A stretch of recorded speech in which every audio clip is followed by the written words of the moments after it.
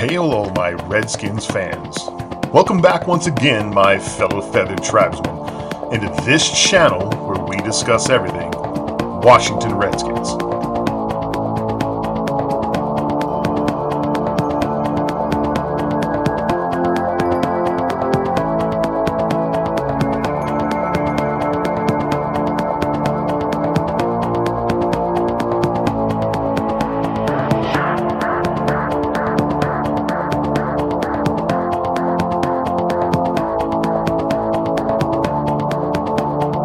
So do me a favor, go to that refrigerator of yours, pull out yourself a nice tall glass of whatever your preference.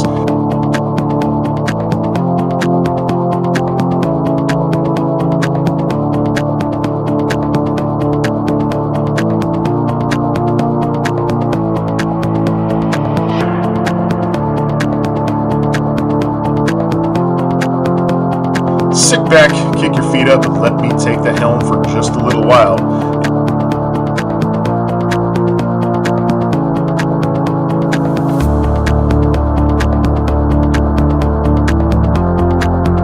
In this channel, where we may not always agree, but the admission here is free.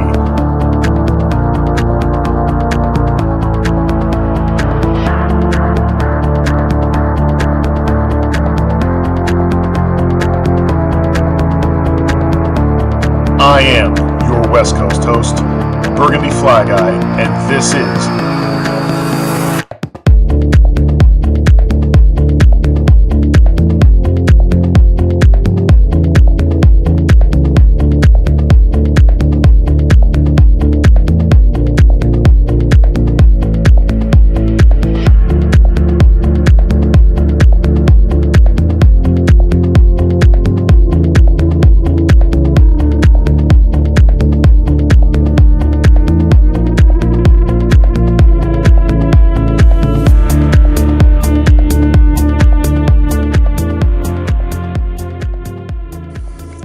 I'm going to go into a subject matter that I think that all of us can relate to. This will be a little bit of a side story here, but taking a look at some of the people that are in my audience, I'm going to take a gamble and assume that what it is I'm going to talk about next is something that everybody can relate to.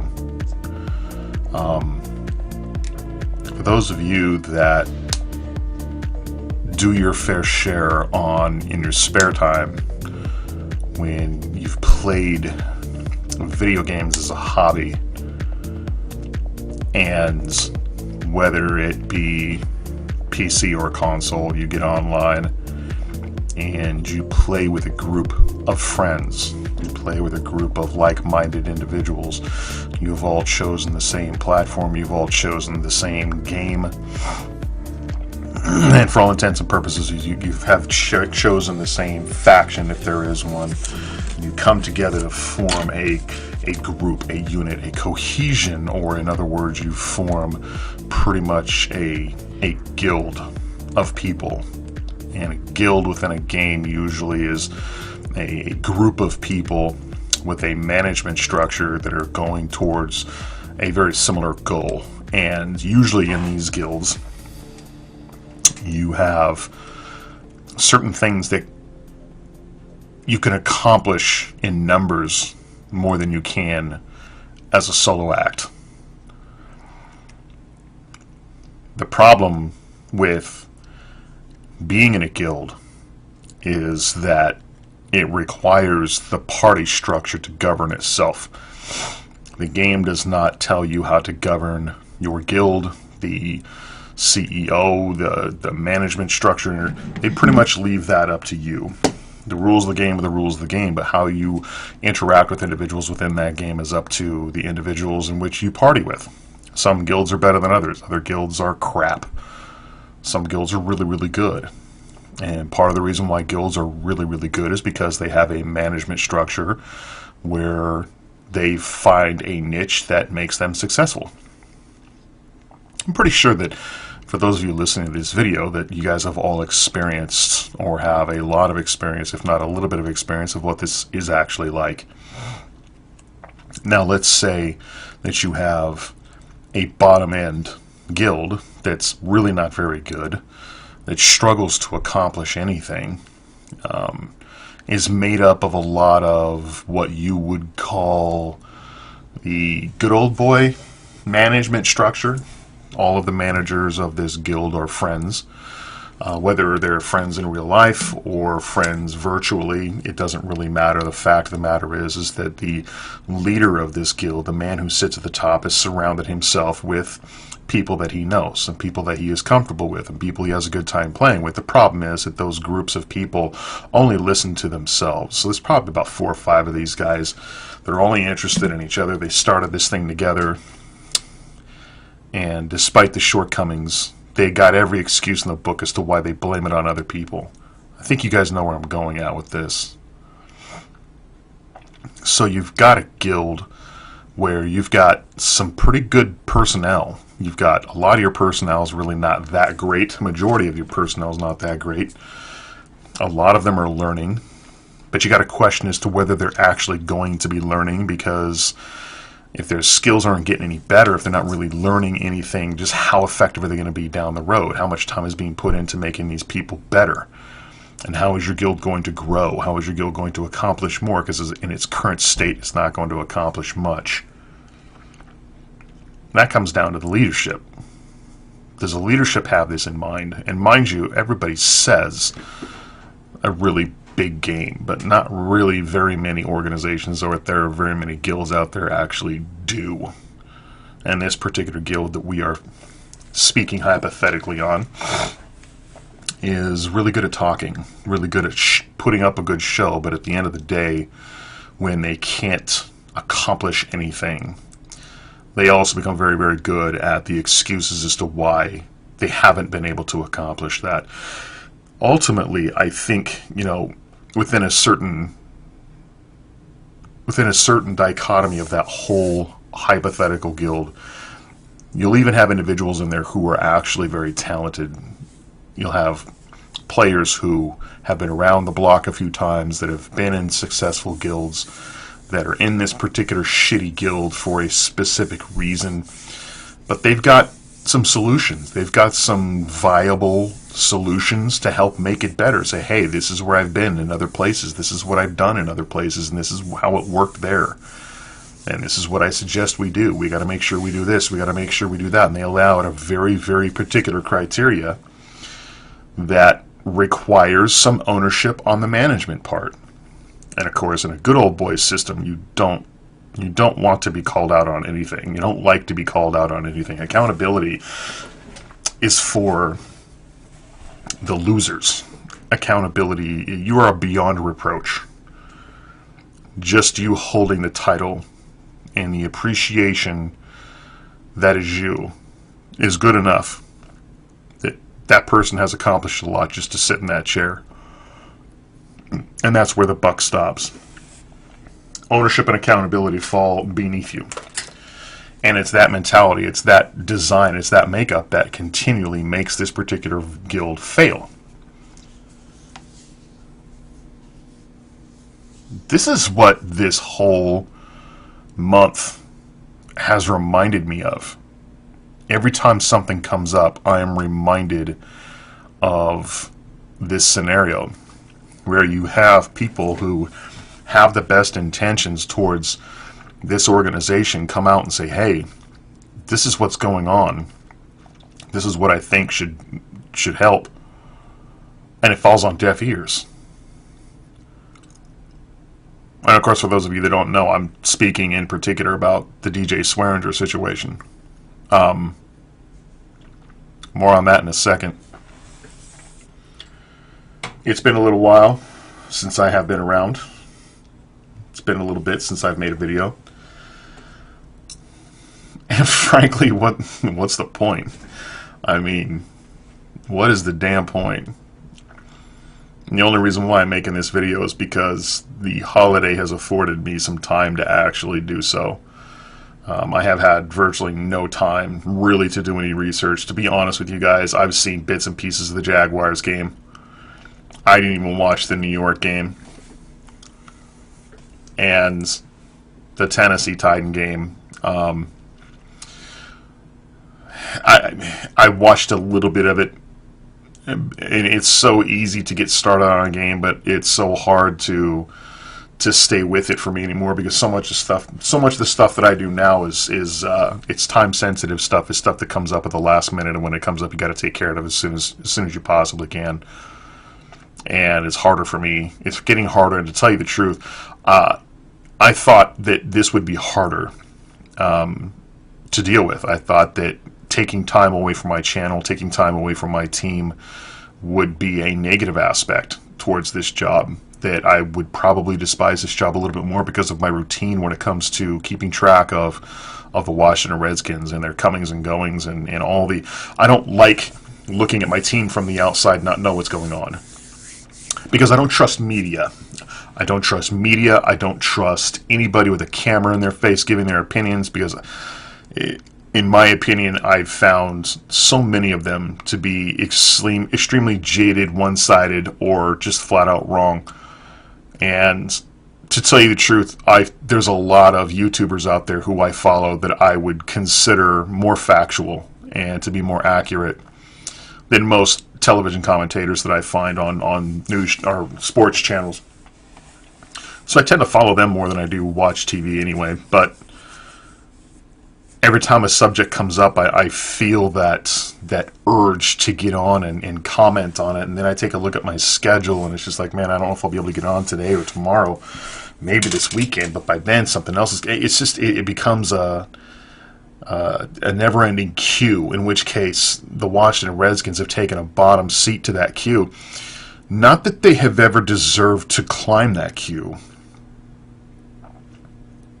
I think one of the most depressing things that I have seen...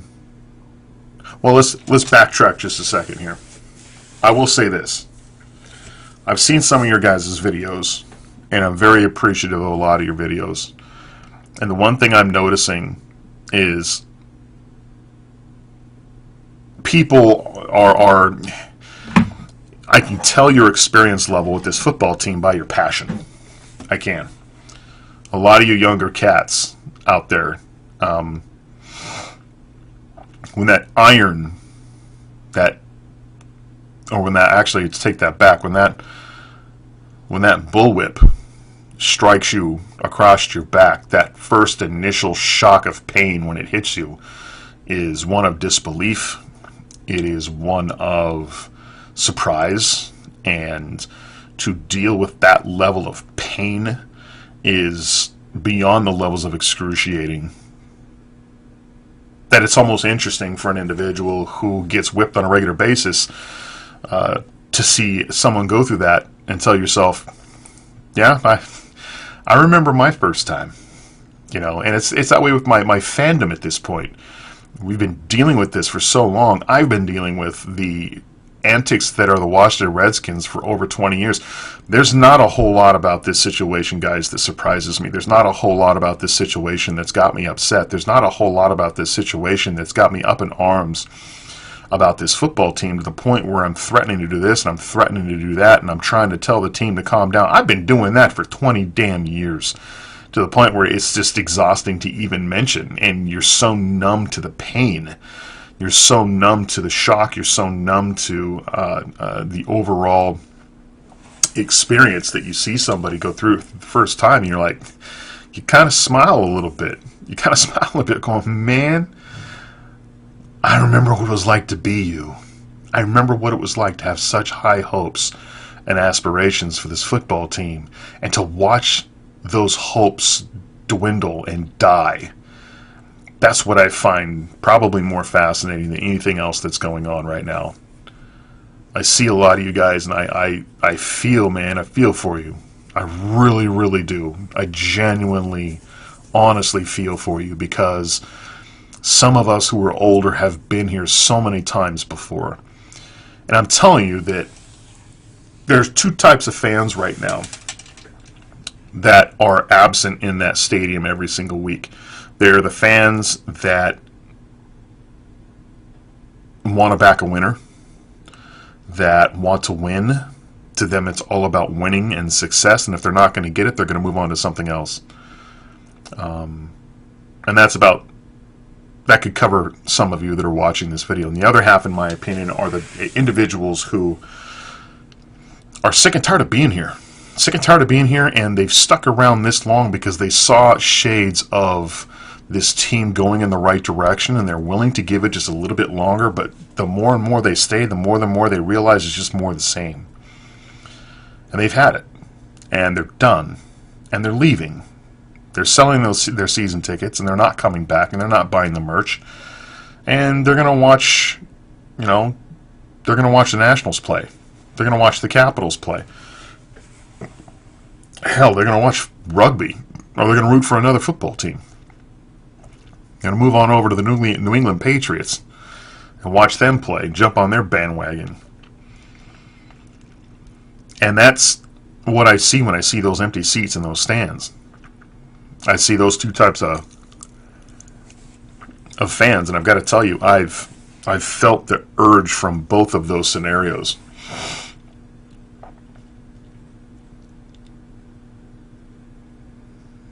There's nothing in this situation that we're in right now that really surprises me.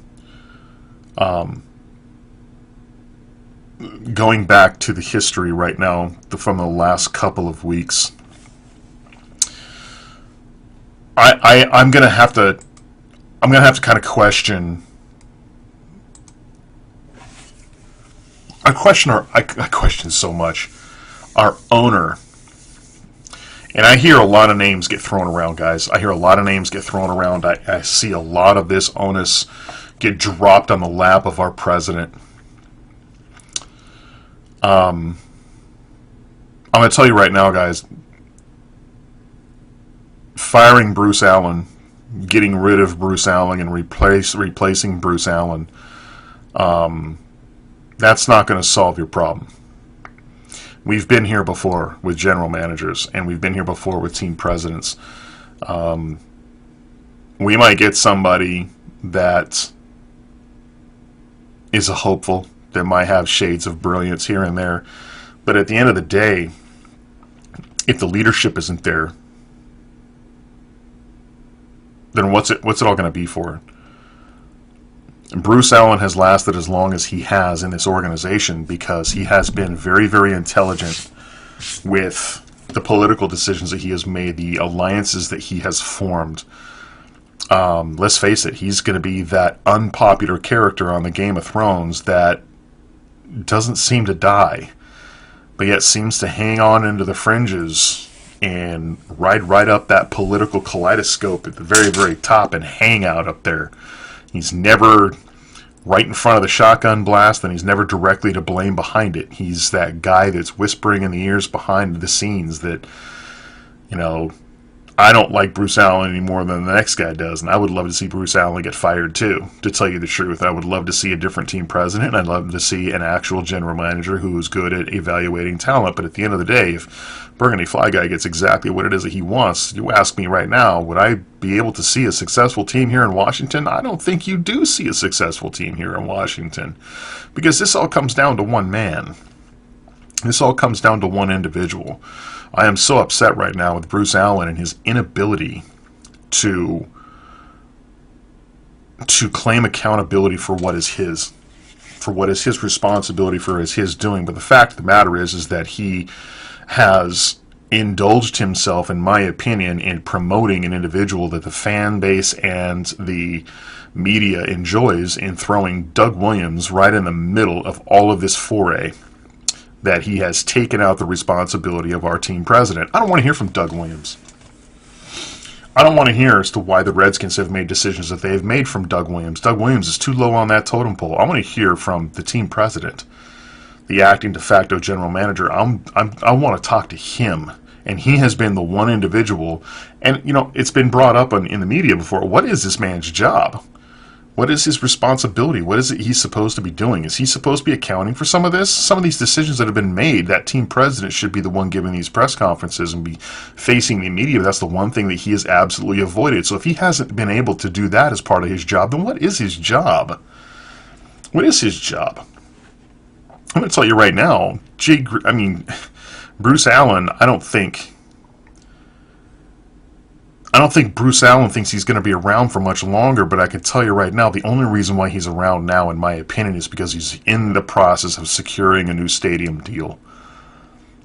And that scares the hell out of me, because he could be associated with this football team until 2022. And that's not good. That is not good. And to tell you the truth, guys, I firmly believe we don't need Bruce Allen to secure a stadium deal. We really don't. Firing Bruce Allen isn't going to fix this situation. You know, when you make moves like Bruce Allen has, and you make the comments and you make the moves like Daniel Snyder has in the past, and you have so many failed projects and so many subpar season records, you're going to be the butt of every joke in the news media. And that's one thing I think a lot of Redskin fans are sick and tired of, is that every year or so we think that we are on our way. I hear Chris Cooley mention it every once in a while. For those of you that listen to him, I don't listen to him nearly as much as I want to, but I've heard him make comments before that this team needs to have a year or two of success, so that they can prove to the NFL, so they can prove to players signing on free agency, so they can prove to young rookies coming in on the draft that, hey, Washington is not the team that they were in the past. Washington is a team that is up and coming. Washington is a team that is turning its situation around, and they're looking to rebuild, and they've got some success going on up there, and they want you to be a part of it. The problem is that we haven't been able to put ourselves in that position. We haven't been able to do that. And our failure at doing that has made us the butt end of every single joke in the news media. And that's another one of the driving factors. The PR in this organization is probably the worst PR I have ever seen out of any organization in my life that is still up and running and functioning. I don't understand what's so hard. I really don't get it. I don't get what's so hard about it. What is so difficult about it? I am not a PR professional. I don't swim in those waters. I know nothing about it. And does Burgundy Fly Guy have the cause to sit here and say that it's easy and that he doesn't understand what's wrong with it? Absolutely, and I'll tell you why. Because if I'm Daniel Snyder, how could I afford not to make it easy? It's simple. You go out and you hire the best PR firm that you can find on the planet, and you hire them, and you allow them to do their job. There are corporations out there that spend millions and millions of dollars to be the face of their franchise, to be the face of their product, because advertisement is everything. How you conduct yourself with the news media, television and newsprint, and even in the airwaves, all those things count, man. All those things count to the things that matter. They count to your fan base. They count to your ticket sales. They count to your season box seats selling every single week. I mean, it's huge. It's a big part of your makeup. I don't understand how every single resource that you have isn't going into the PR of your football team. And if it is, then you've hired the wrong company, and you need to fire them immediately and move on to something else that's more productive, because whoever it is running this show has got their head so far up their ass, it's unbelievable. Reuben Foster, who screwed that up? That was the dumbest move that we could have ever made. We have had a massive Woody for Reuben Foster for years. We tried to draft that kid. He got moved before we could get there. Hey, you know what? Dime a dozen, man. There's plenty of those situations every single year where that happens. You got that individual red circle that you want to come to your football team, but he ends up getting snatched up by somebody else at the last minute. That happens, man. That's football. That's the way it goes. That's the way it goes. And you're talking about a premium linebacker who has a lot of upside potential that could be a massive upgrade to your football team, but unfortunately has a huge reputation and a red flag when it comes to his reputation with law enforcement and the media. Major red button item, hot ticket item. That guy, and I'm not saying that trying to put your hat into the mix, into the Reuben Foster mix, is something that we should not do. I'm not saying that at all. I'm saying that what we did was stupid from a PR standpoint. And I don't understand what's so hard about it. If you hire a PR firm, which I don't know if we have, and I don't know if we've listened to them, and if their advice was to do exactly what it was that we did, then you need to fire them. Because from a PR perspective, this was an orgy of information. This was a story that came with so much gratification and satisfaction. The Washington Redskins do it again. And you talk, that clickbait sells itself, man. That clickbait sells itself.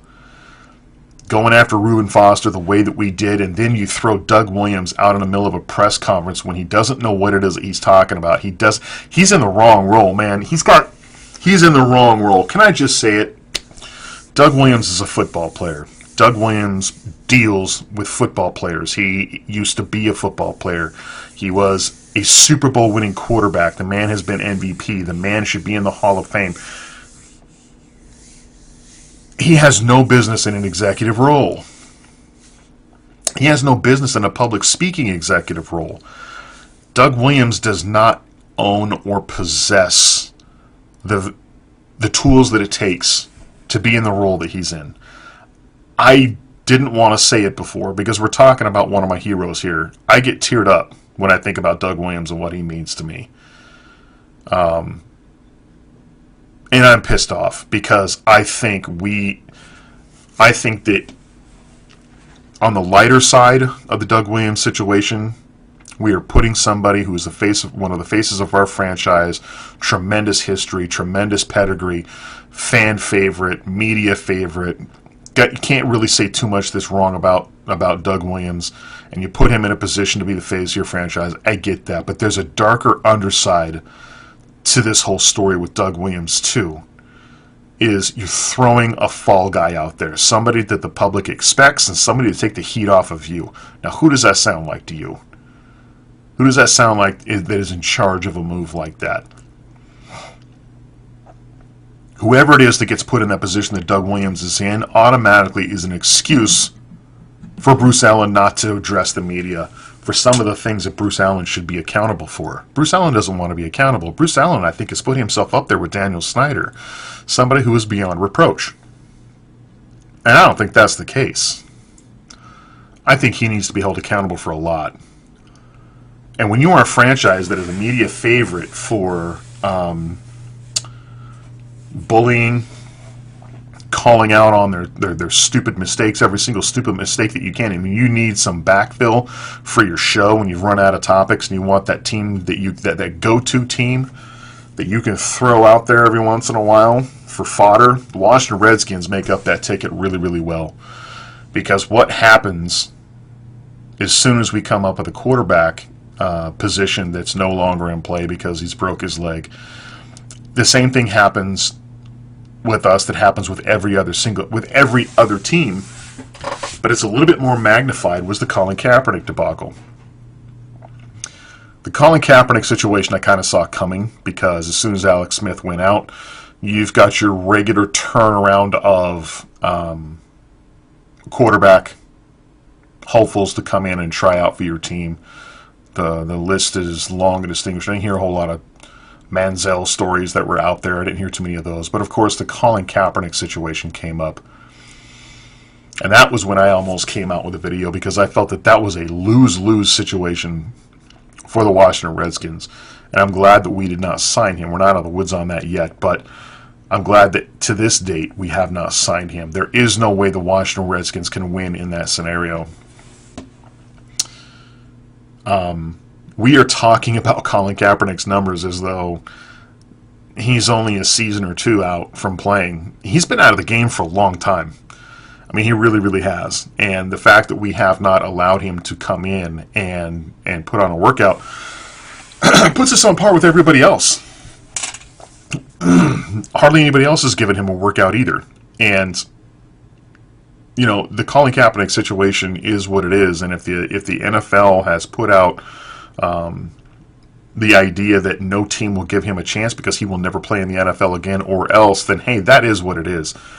We're just following suit. Unfortunately, the Redskins are going to take a little bit more heat for that because the Redskins are a little bit more of a jacked up, bent out of shape, retarded organization than most other organizations. And it all starts with our owner. It all starts with the management people that we have in charge of this football team. They're easy to pick on. We're an easy target. We are that kid that shows up to school with bent frames and clothes that haven't been washed for 2 weeks, that lives in the trailer court and has a sign on his head that says, "Kick me as hard as you can." We're that team. And once again, we've proved that we are that team. We're the knockaround guys. We are the guys that go out there and get their faces caved in for as cheap of money as you can find. And it's amazing to me that we still have what little fan base left that we do. So the Colin Kaepernick situation, yeah. The Reuben Foster situation, yeah. That was all within the last couple of months. Then we've got individuals on this football team who are playing on this football team that are on this roster who are basically coming out and saying things to the media that are kind of giving us an idea of what the state of affairs are for this organization. You've got Zach Brown, who comes out on Twitter and says that he can't wait until he gets traded to another team, or he is no longer on this team. He cannot wait to wait out his contract so he can get on his next football team. Not nearly as sharp-edged as some of the other comments that we've heard players make, but still a pretty good indication as to his mindset on this football team. And mind you, he played a lot better last year than he is this year. This year, I think I honestly think that Zach Brown has checked out on this football team, and frankly, I can't blame him. Last year he was playing for a long-term contract, and he's probably saying to himself, "Thank God I dodged that bullet." Then Mason Foster comes out and runs his mouth, and I'm sorry. Mason Foster can come out and say that my cousin was the one that got into a private message and messaged a friend. It wasn't me. Well, I'm going to say it on my show. Mason Foster's a goddamn liar. He's a liar. He is a liar. Okay, and I'll tell you why he's a liar, because we got track record. Track record speaks for itself. He's run his mouth before on Twitter. Before he became team captain. He became team captain after that. I don't understand how Mason Foster even became team captain, to tell you the truth. Mason Foster needs to work on being a football player more than he does about becoming a professional Twitter handler. I mean, his antics on Twitter, I'm not buying this. It was my cousin crap for $1 million. I'll take the heat off you, Mason Foster. I'll just tell the media it was me. You can blame me all you want. Pay me under the table, I'll be whatever you want me to be. Mason Foster comes out in his supposed hacked Twitter account and basically runs his mouth about this organization and screwing the fans, and we don't love him, and we all know what it was that he said. And frankly, I don't care if it was a DM. I don't care if it was a private message between two people. The last I checked, it was over the internet, right? Can anybody prove me wrong on that? I mean, Mason Foster put out something on the internet, correct? We can establish that. This wasn't a handwritten letter. This wasn't smoke signals. This wasn't carrier pigeon delivered. This was over the internet. Now, unless I am mistaken, and please put it in the comments below if I am mistaken, and please correct me if I'm wrong. But don't they teach you that in the rookie symposium before you even touch a football in the pros, that not to put stuff out there on the internet? Don't they tell you that? I'm pretty sure they do. And if you're going to have horrible remarks to say, if you put it out there on the internet, it's going to be forever. They'll find a way. I'm pretty sure he already knows this. I'm pretty sure he's already run his mouth before and been in trouble for this before. And it didn't stop him to make the comments that he's made now. Well, I can tell you one thing. I'm not paying full price for a ticket to watch you play football, Mason Foster. I'm having a hard time watching you play for free. A hard time. There's a lot of people out there that think you're a wrecking ball on the run play. You're a wrecking ball, all right? You're catching the wrecking ball. You're getting wrecked. I don't think you're good at coverage. I don't even think you're good at the run. I've got too much footage that shows you suck at this position. You just suck at it. You're not that good. I know the mentality of what it takes to be a middle linebacker, and buddy, you don't got it. You don't have it. There are too many players out there that sacrifice their body to get up in that pocket to stop the run, and you are not one of them. You make a business decision every play of your life, and you're slow. You're too damn slow. You're in the gym trying to get bigger so you can take those hits when you should be doing is losing a little bit of weight and getting faster. You know, and just ponying up, grabbing your nuts and just saying, you know what, I'm going to go for broke, screw the concussions, screw the pain and the injury. I'm going to meet somebody and hit them, and then I'm going to stop this run. I'm not going to sit there and wait for a 260-pound lineman to kick my ass so that they can get a 5 to 7 yard gain off me. That's you every week, buddy. You may hate the fan base, but man, watching you play, I wouldn't pay for a ticket either. I'd leave. I'd give the ticket to the New York Giants. They can watch your suckiness every week. That's my opinion of the Mason Foster situation. And frankly, my Mason Foster position has not changed in 2 years.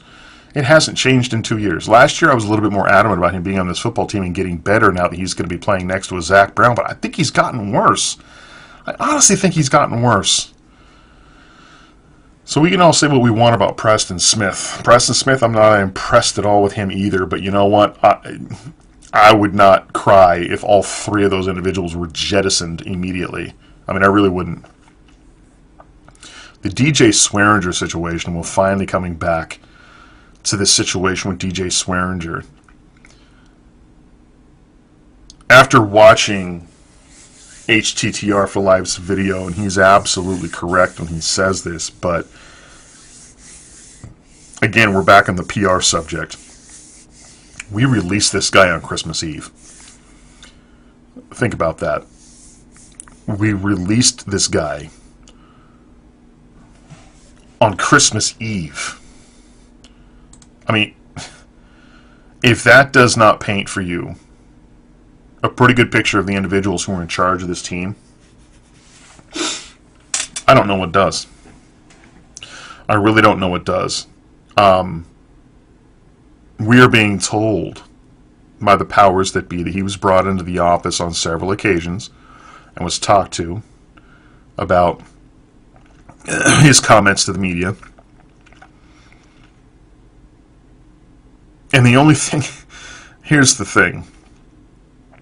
The Redskins are not devoid of individuals going to the media and talking. DJ Swearinger is a guy who goes to that whole other level.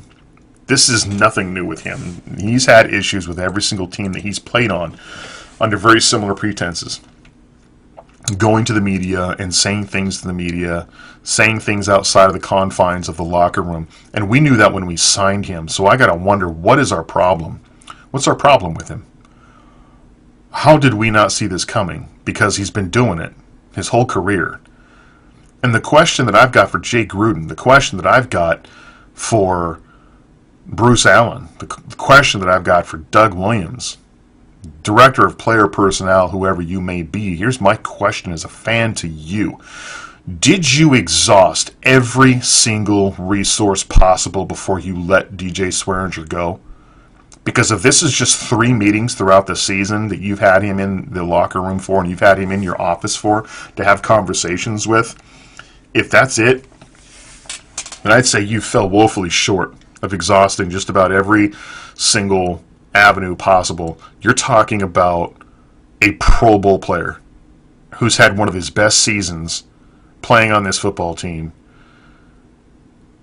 And you got a problem with him running his mouth to the media? I would think there would be bigger problems. You've stepped. You have strung every single Redskin fan's neck out and exposed to be cut, to be slit open by every single fan base, by every single fan who is not a Redskins fan. You have exposed your fan base with this Reuben Foster crap. You've thrown us, and that's the one thing that pisses me off the most about Daniel Snyder and his PR team. When you do stupid crap, your fan base has to answer for it. When you make a stupid move, it's us that has to defend you. When you make stupid comments to the media, it's us that they go to. They don't go to you. When was the last time you saw Daniel Snyder become accountable for anything in his life when it comes to the media? Nothing. It's never happened. He doesn't come out and give interviews and say, hey, so what are all your guys' issues? What are some of the issues that you have with me? That's never happened. There are plenty of people out there who are just salivating at the chance to be able to do that.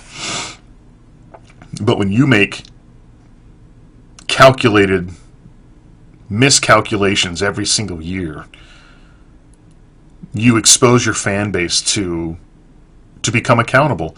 The Reuben Foster thing, that was really, I gotta tell you, we got beat black and blue because of that one. Our asses are literally black and blue. And then the Colin Kaepernick thing comes up, which I will give you this. The Colin Kaepernick thing was going to come up regardless. That was not something that we inspired. That's just a situation that's going to come up due to the string of unfortunate events with our quarterback. Nothing you can do to get out of that. There's no way that you could avoid that. I'll give you that. But the Reuben Foster situation, some of the decisions that we have made in the past, I used to have a list. I don't know what the hell happened to my list. I'm so pissed I don't have it right now. But there's so many things. The mishandling of the Kirk Cousins situation. There's a lot of different things right now that a general manager and an owner should be accountable for, but the fan base ends up having to take it. And now we've got this situation with DJ Swearinger, who, let's face it, some of the last few people on this football team that the fan base actually liked. I honestly think that the organization screwed itself over in that aspect, because I know of a lot of people who wanted to buy DJ Swearinger jersey, that wanted to buy DJ Swearinger merchandise, but they didn't. They held back. They stopped. They said, no, not yet. Now, why would they do that? The man's got a year left on his contract. He's going to be here for a little bit. There's a potential of signing him back. He's had the best year of his career here. He's one of the best players on our defense. He's one of the leaders on this defense, definitely a leader in the defensive backfield. It'd be a safe purchase. It'd be a safe choice. But they didn't make the choice. Why? Because it's the Washington Redskins. That's why. Because we do stupid stuff. And the last thing that we want to do is buy a jersey prematurely for an individual that's no longer on this football team. Kirk Cousins. Robert Griffin III. I mean, there's so many different players out there. It's unreal. Alex Smith. So you got to ask yourself in this situation, I mean, as a fan base, where do we go from here? What do we do? I don't have the answers to that. I'm going to be absolutely honest with you guys. I think this situation gets worse before it gets better. The firing of DJ Swearinger, the release of DJ Swearinger, and then we just found out today that we ended up getting rid of a couple other individuals. We got rid of Steve Ziff, and we got rid of Brian LaFamina. Brian LaFamina, from what I understand, was one of the individuals that was in charge of the fan base experience.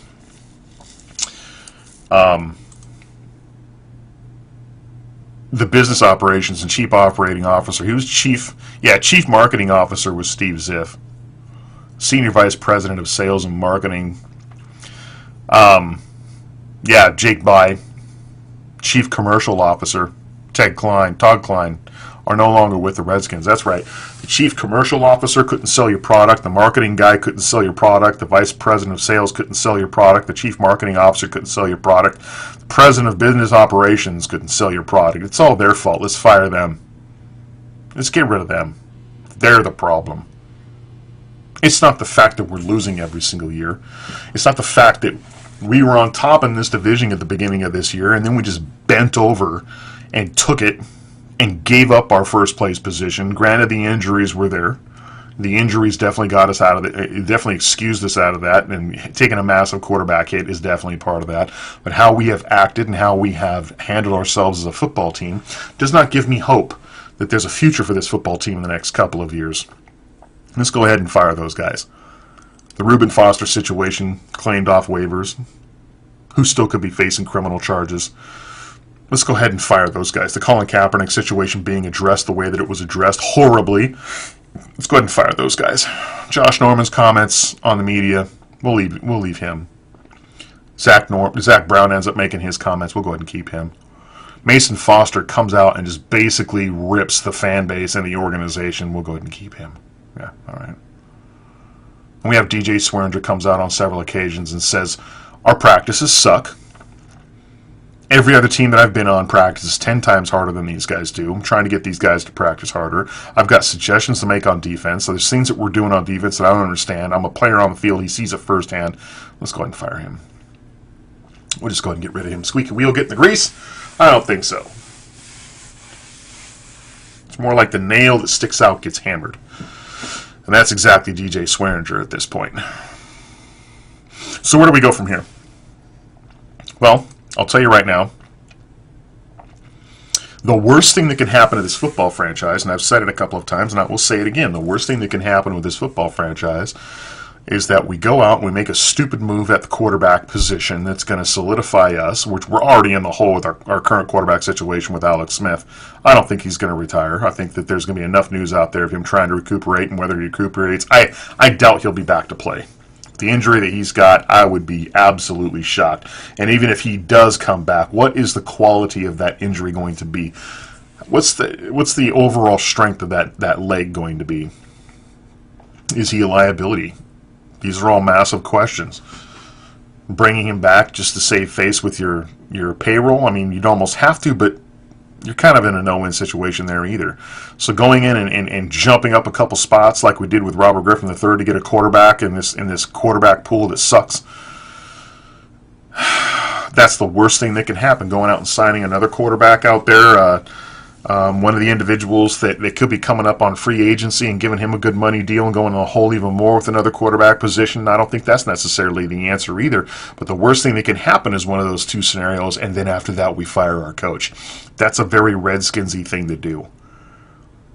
Is the year before you fire your coach, that coach that's about to be fired gets the quarterback for the next 3 years. And then you fire him. You know, we've done this before. How do you think Jay Gruden got landed with Kirk Cousins? Kirk Cousins wasn't his pick. He spent 2 or 3 years with that kid, who he didn't even pick. I don't even think he even really liked him.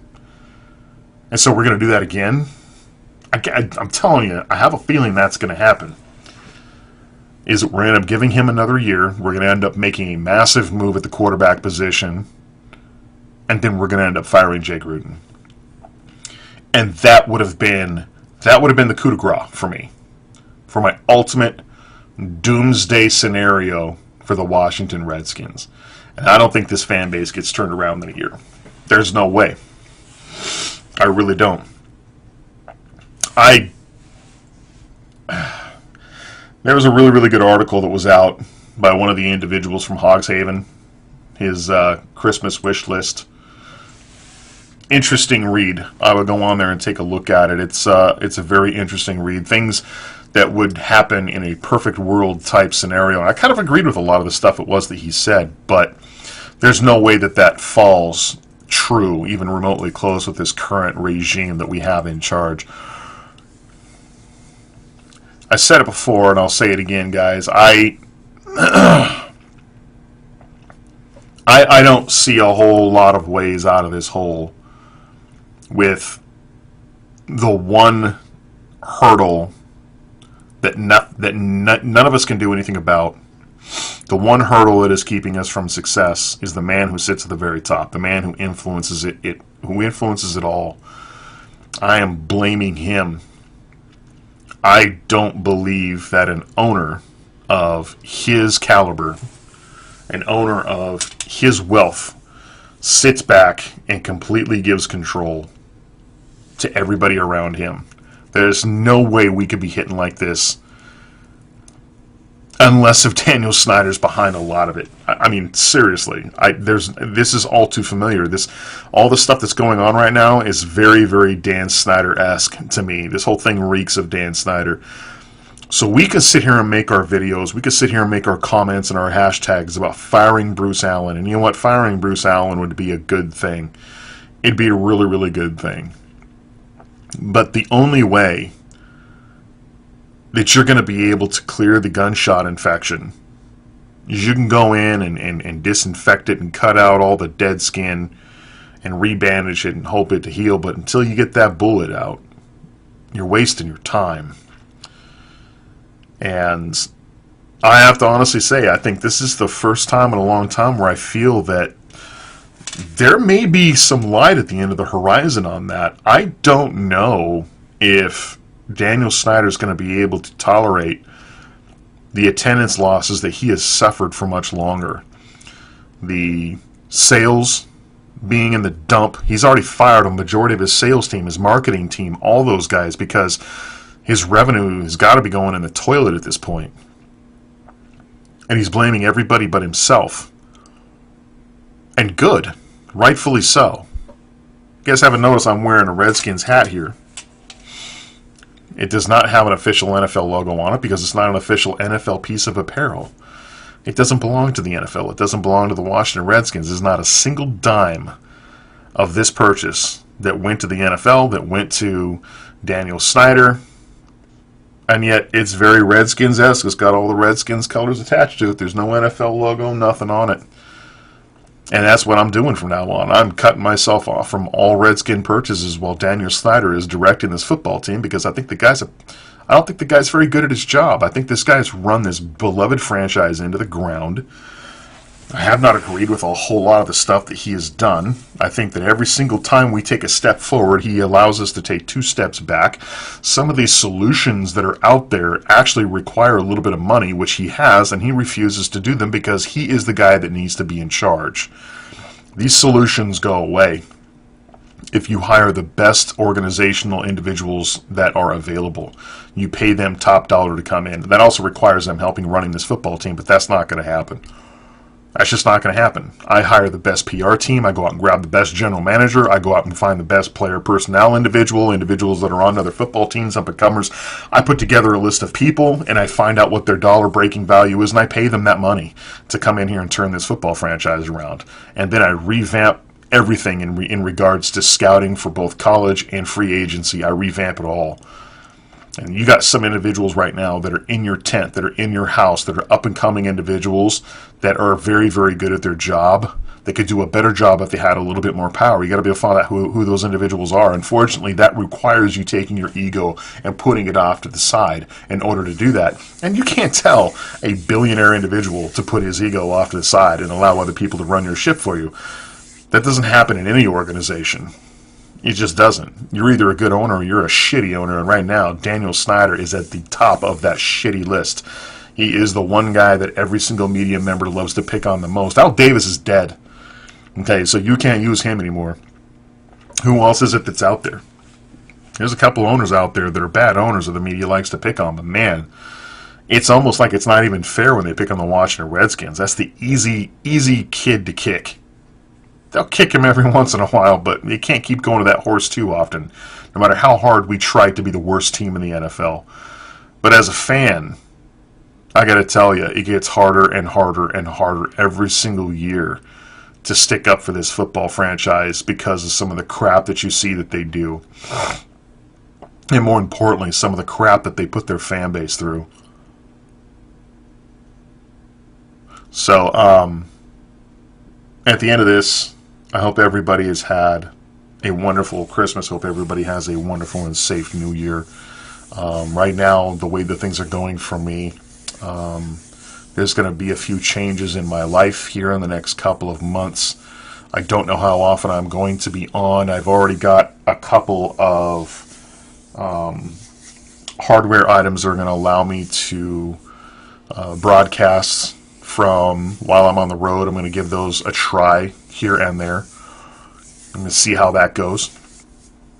So I fully intend on trying to keep in contact with some of you guys throughout the remainder of the season. We got one game left, and then After that, it's going to be a very, very interesting offseason. And that's going to be another thing, too, coming up in this offseason, guys. There's going to be a lot to talk about because when things were going good, when things were looking on the up and up, and things were going into this 2018 season, we didn't hear a whole lot from this organization. That was good. We started out phenomenally. The first month, man, we were probably the best NFC East team out there, and we were looking at being one of the best teams in football. And then all of a sudden, it all went downhill due to injuries at very, very key positions, and it's all fallen apart. Now we're going into the 2019 season, and it's not going to be like 2018. 2019, I think, is going to be a rebuilding year. And rebuilding years are things that have to happen with a lot of franchises, but they're very painful for fan bases because it's when the beat writers get their paychecks. It's when they earn their paychecks, when they get a lot of juicy news to throw around and a lot of information and a lot of things to report for bloggers. So, not looking forward to that, but it's something that has to happen. So, firing Bruce Allen, bringing in somebody else, bringing in an actual general manager. And I say personally, if it's me, I'm firing just about everybody. I'm letting Jay Gruden go, and I've been a huge Jay Gruden supporter. But if there's ever a time to get rid of Jay Gruden, the iron is the hottest now. You've got to do it now. Waiting until 19 or 20 to get rid of him is only going to throw you down the rabbit hole of lethargy even further. Bringing in a brand new head coach, it sets you back because you got a whole brand new personnel, a whole brand new philosophy. It's going to take a couple of years to mesh. And if you're going to do it, you're going to do it now. And if I was Daniel Snyder, I'm seriously taking a look at the people around me thinking, now 80% of you can go, including my really good buddy, Bruce Allen. I'd be thinking about who is going to be my team president and my general manager. Those are the two things that I got in my head as an owner. I'm looking around the league, all the handshakes that I'm doing, all the people that I'm talking to. Not somebody who can be my friend in that press box. I want somebody who's going to run this football team. Somebody who's got the experience and the gall and the knowledge and the know-how. I'm going to put together a list. I'm going to look at hiring these individuals, making phone calls, and I'm going to fire just about everybody, and I'm going to bring in general manager, president, and they're going to sit down and hash out who they're going to want their head coach to be. They're going to go out and hire a head coach, and then by the time February and March come around, those three individuals sit down to find out who the quarterback of the future is going to be. That is the way Burgundy Flag Guy would handle it personally. So, anyways, guys, got any comments, let me know. Leave your comments down in the bottom. Sorry I've been away for so long. It's probably going to be this way for a little bit, but I'm glad that I still have some of you guys on as my subscribers. Just hang in there with me. Bear with me until I can get on my feet here with this channel and be able to talk to you guys from the road. So, that's going to do it for me, guys. For us fans, the Twin Feather, man, we ride together. Redskins for life. We'll catch y'all next time.